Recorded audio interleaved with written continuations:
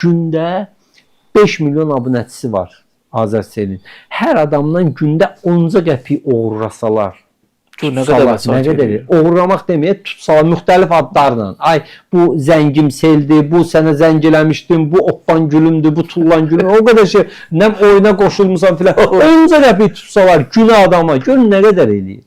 Yəni heç kim də 10 qəpiyin davasını eləsin. Çünki sən Azərselin zəng eləyirsən ki, qardaş, deyir ki, dəqiqəsi əvvəl 8 qəpik, indi 12-16 qəpikdən danışmalısan dəqiqəsi. Özdə orada 1 saatda gözləyirsən telefonda. Yəni heç kim də 10 qəpiyə görə zəng elib 20 qəpiyini, 30 qəpiyini sərf eləmək istəmir. İzah edə bildin?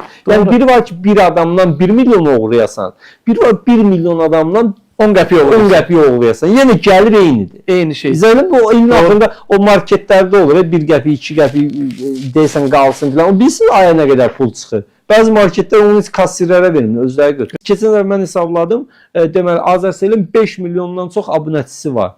Və deyir ki, günə 1 manat ödəməlisən. Günə 5 milyon, günə 1 manat ödəyəndə gündə nə qədər eləyir? Gündə 5 milyon. Günü 5 milyona da aya vuranda nə qədər eləyir? Aya 150 milyon. 150 milyonda 12-yə vuranda nə qədər eləyir? İlə 1 milyard 800 milyon bizdən pul tutur. Hələ tək o şeyin açıq qalması üçün 1 manatla. 1 milyard 800 milyon manat.